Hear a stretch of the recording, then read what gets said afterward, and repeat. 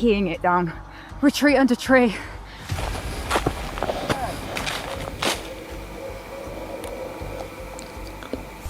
Look at that! Oh! Ben! Ben! Yo, what the fuck is that?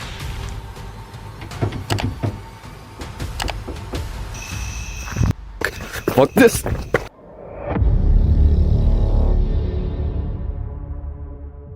Some forest encounters begin with nothing more than a strange sound in the dark. One camper hears his friend's voice calling from the wrong direction, while another is chased by a figure running on all fours. What would you do if the forest started following you? What began as an overnight getaway led a solo camper into the forests near Loch Vea in the Scottish Highlands on August 18, 2025. The footage came from Eleanor Grace Adventures, a YouTube channel focused on solo travel and wild camping in secluded places. Near Aviemore, Eleanor entered the woods looking for solitude, but found a silence that seemed heavier and more unsettling than expected. Around here, apparently around here, is a very old and abandoned car. I wanted to come here to find this really creepy abandoned old car. How the hell did they get a car down here? Was it airlifted in? Then I found a little carved off path, so it's got to be around here somewhere. It's got to be. I'm looking for it. I'm looking for like a big... The surroundings appear deserted, untouched, and far from roads or foot traffic. Each step takes her farther from town into an area cut off from the outside world, as though the forest is waiting in stillness. Hiya, mate. You been here a while, or...? I've done a fair bit of research on this car, and some things are left together what I found from previous explorers online. This is an Opel Olympia, a 1938 model, which is also a left-hand drive. There's like a really old tin there. It was made by the German manufacturer Opel and likely imported from Europe around this time, as this is an earlier model. I'm still unsure of how exactly Opel got here. Yes, I'm giving her a nickname because she deserves one, okay? My guess is that this part of the forest was once easier to reach by car. While exploring beyond the main trail, she discovers something unusual: an old Opel Olympia from the late 1930s abandoned within the trees. Thick vegetation surrounds the vehicle, and no route leads to it, making the car seem out of place. Soon, heavy rain starts falling as dense mist spreads through the forest. Rather than wait for the weather to pass, Eleanor decides to enter the loch. While she swims, the woods remain silent. No better time than swimming in the rain. I mean, seriously. Who's in that case? There's just one person here that's swimming in torrential rain, me. And there must be people hiding in trees. Like, what the actual hell is she doing? Woohoo! Your dog is so cute. Really cute. She's an idiot. Oh, really? So am I. Don't worry about it. So nice, so happy. Oh, it's peeing it down. Retreat under tree. We've still got a camp, and if this is going to be the weather tonight, I'll always remember this day. That car, I'll always remember that car. I wish I could have camped like next to the car. As evening approaches, Eleanor has to relocate after noticing parking restrictions and finds another spot near the trees. On Google Maps. We've come in further down a little bit, and I'm gonna see what I can find here. This is absolutely stunning. You hear the birds? I don't know if you can, my mic's on. Wow. And I am covered by a tree, so hopefully it's actually not too bad. She starts pitching her new tent as insects swarm around her relentlessly. The forest remains disturbingly quiet, and the stillness gradually makes the space around her feel uncomfortable. What you'd normally do. Look at the sun coming out, look, between the trees. It's beautiful. Look at the way I'm sat. This is not attractive, sat like this. I've had to keep dried foods in my car for how long? Because I've been on this trip a while now, and I'm gonna have a pot noodle. It's better than nothing. Midgies. Oh, for God's sake, Ellie. I left the sachet in. Come on. Not really, I might have to split this up. Just waiting for my pitter. Now what? This is my first time ever. Now, obviously I've camped a lot, but it's my first time ever camping. Like, I've got a rucksack full of stuff. This is how obviously a lot of wild camping is done. Stir crazy. Again. Sometimes you've just got to listen to yourself. I just know that I wouldn't enjoy it. I'm not going to enjoy this. I'm going to have to try and figure out a way to do this like where I actually enjoy it, because if I'm not enjoying it and I'm just fidgeting all the time, like sat there for hours in the silence. 2 cars within the space of 2 minutes have just beat me when I was trying to sort out the back of the car. 2 blokes. I just went. Later that night, after choosing to leave, Eleanor returns to her vehicle and organizes her gear at the back. 2 cars drive past and honk their horns. The moment is brief but intrusive, and the unwanted attention feels unsafe enough to reinforce her decision to go. Some viewers see the experience as a mix of natural isolation and coincidence, while others believe subtle details such as silence, remoteness, and unwanted attention can alter perception. When there is no obvious threat, how do you know whether to stay calm or listen to your instincts and leave?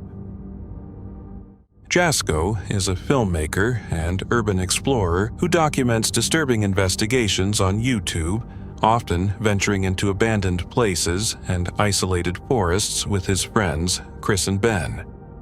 But one place was different, the Devil's Forest, associated with violence, unusual deaths, and disappearances. On September 16, 2025, Jasko and Chris camped inside the forest, not knowing the quiet would soon end. While following a trail, Jasko suddenly heard someone call his name using Chris's voice.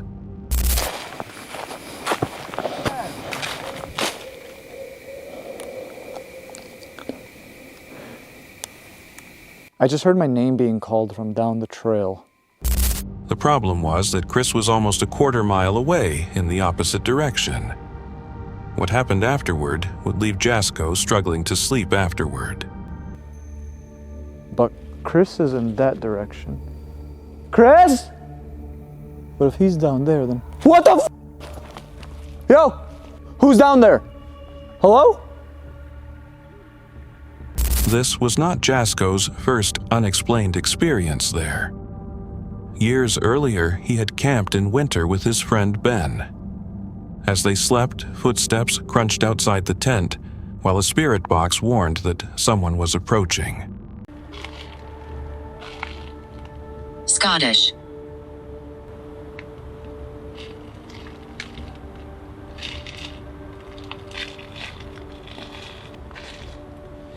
A short time later, a scream rang through the frozen woods. Oh, Ben! What the fuck was that?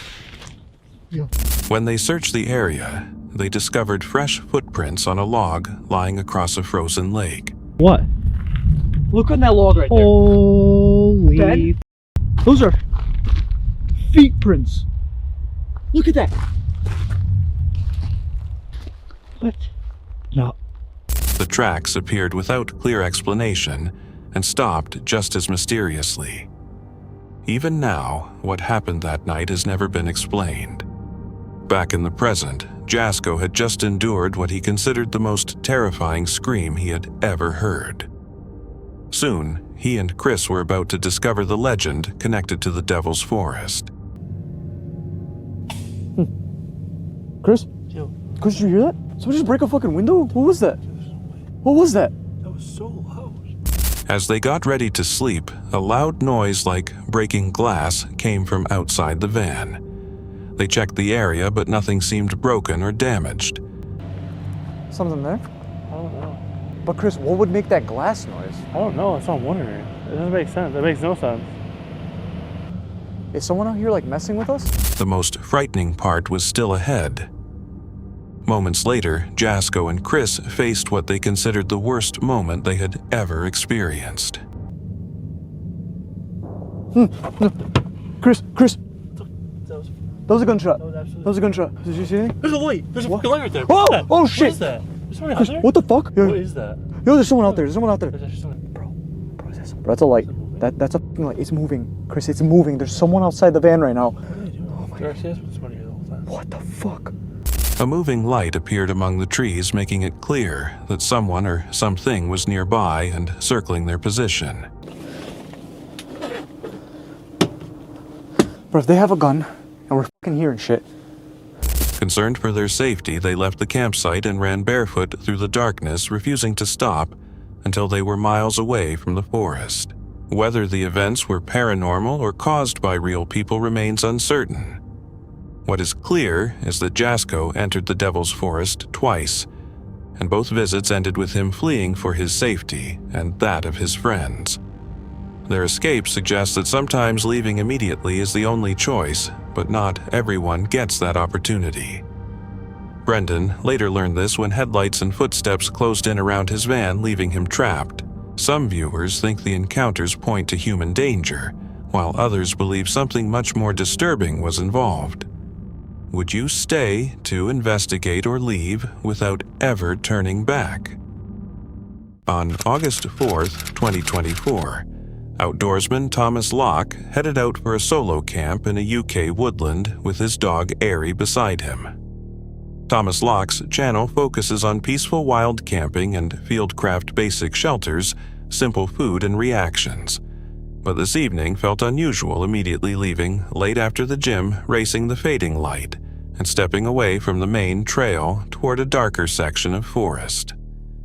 He wanted a peaceful night. Instead, he found a campsite he could not finish. The hurried start sets the mood. Sunset is approaching. Thomas abandons his first plan and picks a closer woodland to save the trip.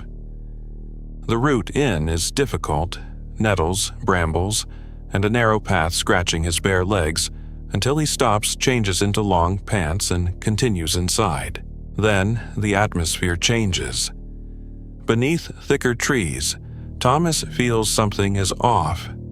Later, he describes it as spiritual trespassing, the sense that he has entered somewhere that does not welcome visitors. Feels weird and wrong.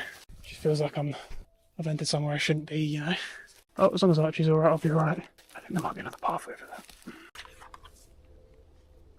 The gate. Yeah, very close to that other trail. But it's a small wood, isn't it? Archie! Archie! What's that about?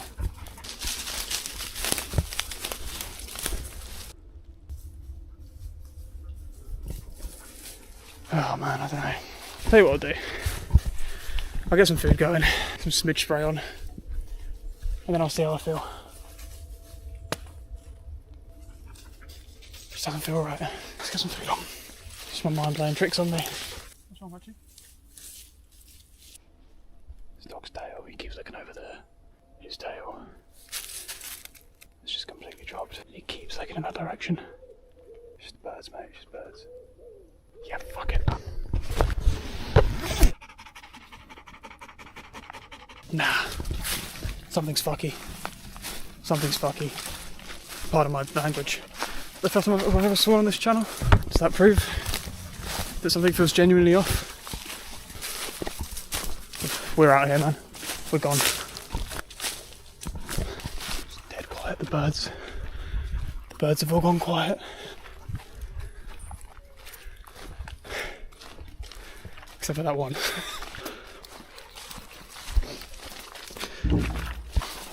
See if it feels completely different here.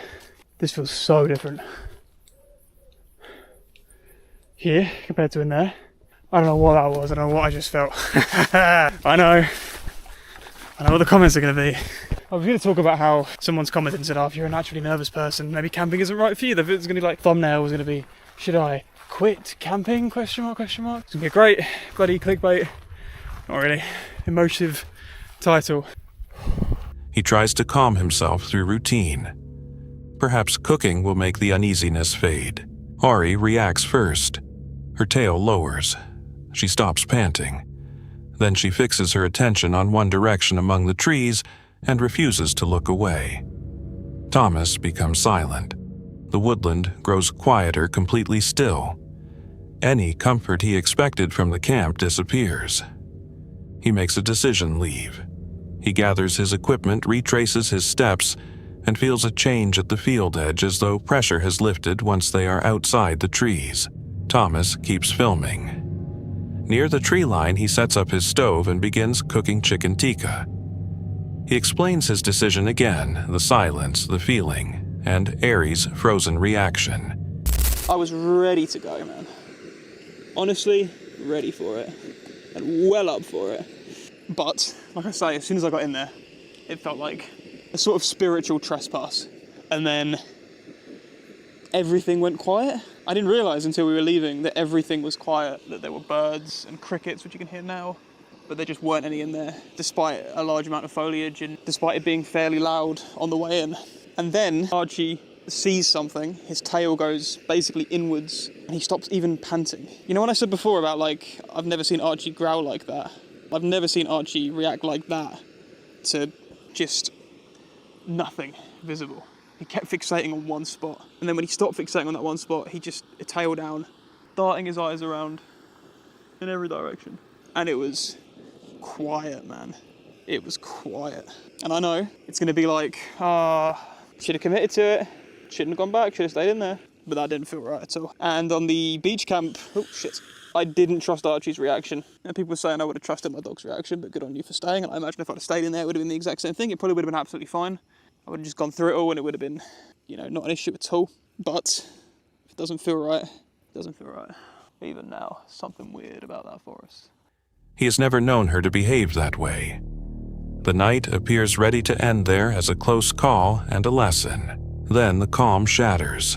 From the forest, he just left a sharp scream cuts through the air, loud, unidentifiable, and disturbing.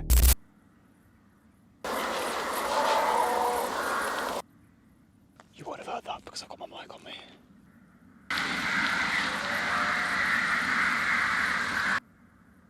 Can you hear that? Switch your mic off. I'm not messing around. I really hope the mic picked up. All the hairs on my back are up right now. I'm just gonna go. Yeah, I'm just gonna go. I promise you I'm not doing this for content. Holy crap, mate. Maybe I should quit camping. As I'm like looking out and thinking, right, I'm wrapping up this video. This is gonna be the last shot of the video. I'm gonna record myself looking out over the forest, just looking out over the forest, saying, yeah, no, I don't feel any guilt about the decision I've made, because I don't, these are my closing thoughts on the whole situation. End of video, bang. Right as that happens, I hear a noise from the forest area that I was just at, that was like, "Arr." And I'm not even joking, that sounds like I'm taking the mic, but I'm not. Thomas checks his microphone and continues recording. Crows erupt in agitation. Then another scream comes rougher and edged with pain. The field hedge and dark wall of trees remain exactly the same, but the sound changes everything. Thomas decides leaving was right. He packs the rest of his gear and departs. Viewers were divided. Some believed the sound came from a fox or deer. Others focused on the pattern birds becoming silent, a dog staring into the woods, and the instinctive warning many campers recognize. Some argued that instinct reacts before the mind understands danger, and that timing can separate survival from tragedy. That night, Thomas trusted the warning. Was it a badger, a fox, or something else? If the cause was ordinary, why did the woods become silent beforehand? And why did Airy freeze? The scream was recorded. The explanation was not. What do you think Thomas walked into? On September 11th, 2022, a traveler known as Love Sundays stopped his van in Cornwall, England, near the silhouette of St. Michael's Mount. His YouTube channel normally features van builds and quiet camping nights, a blend of simplicity and solitude. That evening was meant to be no different, another stop beside the sea. But as darkness settled and silence closed around the van, something outside began to feel strangely alive. He arrived before nightfall and found a public car park that looked ideal for staying overnight. A sign warned against parking after midnight, but he chose to remain and planned to stay as quiet as possible. Inside, the van felt cut off from everything outside, curtains, drawn windows, opened slightly, and the soft sounds of cooking filling the space. He prepared tortellini on the stove, making sure no light escaped through the blinds.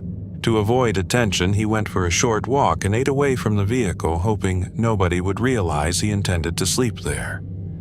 When he returned, the streets were deserted.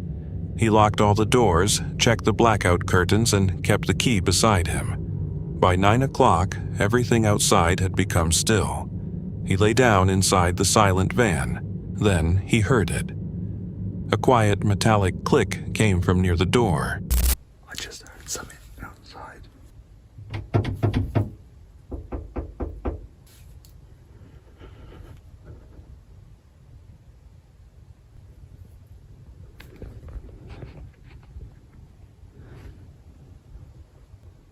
Okay, I think they've gone. They literally tried to get in the van. It wasn't just a knocking, they were trying the handle. Let me check outside.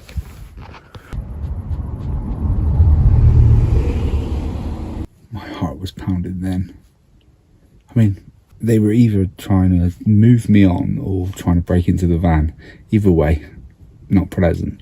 I think that if I'd heard them coming in more, I've got a metal pole here, I could have just got out and not done anything. I'm not moving. I'm probably not going to sleep now though. He stopped moving. It was not a knock, it sounded like slow, deliberate pressure, as though someone was testing the handle. His breathing tightened when he realized somebody might be trying to enter. The noise ended as suddenly as it had begun. He remained still for the rest of the night, listening to the silence afterward. By morning, the fear seemed almost unreal. Other campers were parked nearby in full view, their doors open as sunlight spread across the sea. What had seemed threatening hours earlier now appeared harmless. Still, the memory of that sound, the brief movement of the door handle, stayed with him long after he left. Viewers shared different explanations. Some said this was common among thieves checking vans for equipment or valuables. Others warned against going outside because one person may distract while another waits nearby. Whether the reason was theft or curiosity, nobody could explain how carefully it was done or why it ended the moment he woke. He never saw anyone outside. There were no footsteps and no voices, only the slow movement of a handle in the darkness. Maybe it meant nothing. Or perhaps whoever was outside already knew someone was sleeping inside. Josh Life Adventures follows a man known simply as Josh, who lives on the road full-time in his customized van. The channel presents the practical, unfiltered side of van life, vehicle maintenance, daily organization, cooking, and solo camping in often remote locations across the United States. His calm, straightforward style has attracted a loyal audience that follows his search for freedom through minimalist living and continuous travel. On November 11, 2024, his trip began near Lake Superior, where he focused on a job restoring his batteries after a week of work. He spent his final day in Minnesota, handling maintenance thoroughly, cleaning the van, sweeping under the bed, straightening storage spaces, and reorganizing important supplies. He also showed the equipment stored beneath the floor, including tools, recreational gear, and his LiPo battery and diesel heater system. Later that afternoon, Josh realized his attempts to recharge the batteries were not working because of thick cloud cover and the sun sinking too low behind the trees. He relocated to a campsite beside the lake, and even after finding the best position available, faced a familiar annoyance: the wind blowing straight into the van. Once the vehicle was parked, he shifted his focus to the pile of firewood he had left. He built a strong fire to use up the remaining supply and started making dinner. The unusual moment happened just as he began judging his freshly cooked burger. While talking about the meal, a strange noise carried toward him from the darkness. Do you guys hear that? Okay, my camera battery just died. I have no idea what that was. It's gotta be deer, right? What would be walking through a lake? Is that a bird? Huh. Well, I think I'm gonna pack up and get inside the van. His camera stopped recording while the sound continued, leaving him trying to understand what he was hearing. It appeared to come from the lake and sounded like something walking on legs through shallow water. Unsettled, Josh ended the evening early and went back inside the van explaining how disturbing the sound had been. He used the diesel heater for warmth and comfort, while the unexplained activity continued somewhere outside the reach of the firelight. By morning, sunlight covered the area, but the mystery remained. Standing near the lake, Josh thought about the noises from the previous night, and the area they seemed to come from a section only a few feet deep beside a group of rocks. Because the sound resembled something stepping through the shallows, he half-jokingly considered creatures connected to wilderness folklore. Nothing was ever verified. His last night in Minnesota became a mixture of productivity and lingering unease. Although he completed important maintenance work and enjoyed food cooked over an open fire, the peaceful isolation was interrupted by the sound of something unseen moving through the water. The experience highlighted the uncertainty of camping alone in remote places. He left Minnesota looking ahead to more adventures, joking about the trouble he might find as he continued traveling through the West. Some viewers believed the sounds were caused by local wildlife, while others felt the depth and rhythm suggested something heavier than animals. The isolated location and shallow water make the encounter difficult to explain with confidence. If the sound really came from something walking on two legs through only a few feet of water, what kind of creature could move so confidently through the darkness? The mystery remained long after the fire had gone out. Shadow Hollow is an obscure channel that appears with almost no context, revealing nothing about its creator. With just 2 uploads, it is hardly active, but sometimes quiet creators record disturbing material. The footage starts like an ordinary trip outdoors, the kind of walk expected through the forest. Still, as many people know, the woods can turn from peaceful to threatening without warning.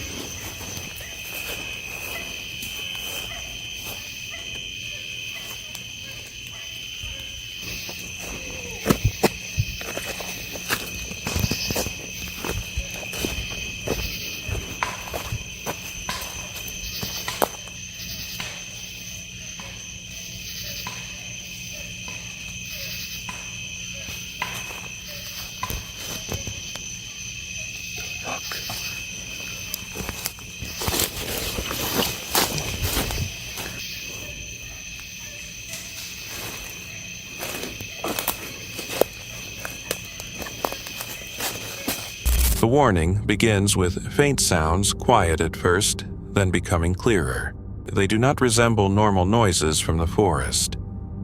Loud impacts and breaking branches interrupt the silence, giving the impression that something large is moving close by. When a person is alone among thick trees and hears wood cracking nearby, the mind quickly imagines danger, whether it comes from an animal or another person. All right, guys. I think we'll go on the other path. Let's try. I usually don't go down this path, but I am now.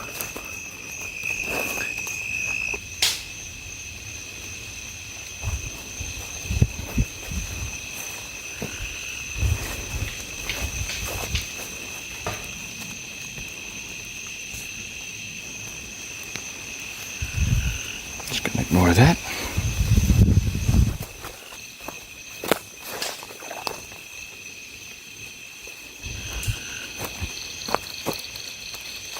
Cross over this.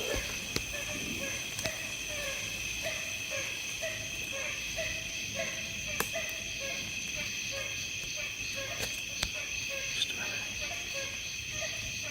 I saw something.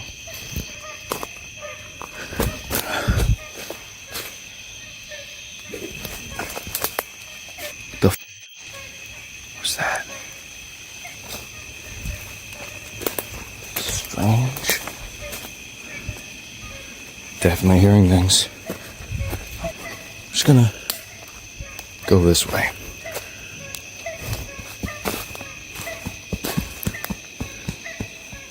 Alright, guys, we gotta go.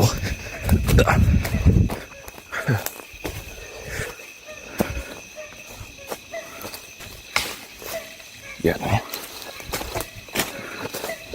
don't know what the fuck that is. But I ain't trying to find out.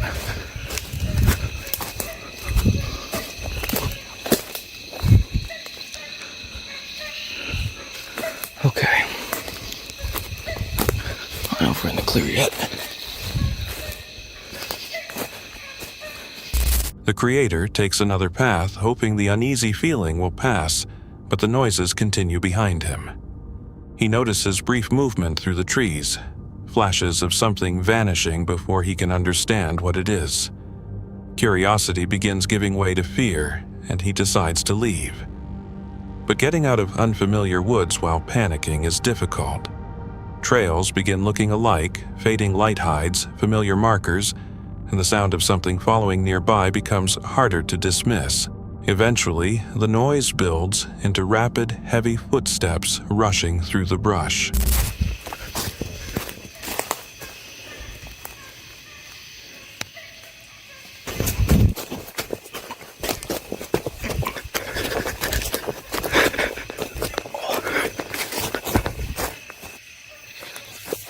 Come out here. That's the way out.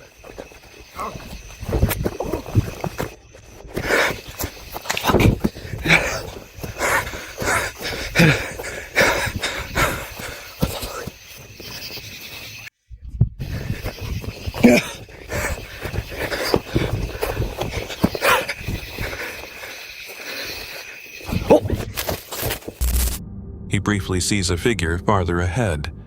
It looks somewhat human, but its body shape and posture seem wrong in a way he cannot easily explain.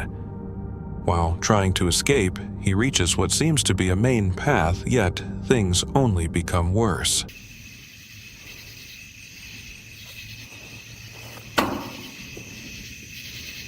Maybe I'm just hearing things. No, it's definitely something. Let's go around this fucking corner. I just hope the fence go back again.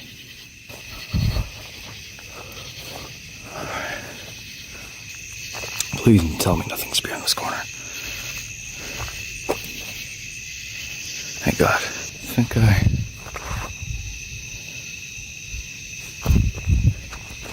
Shit.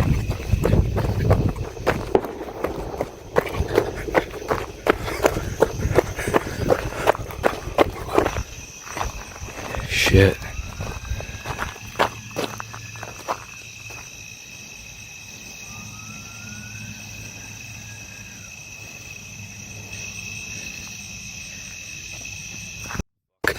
This.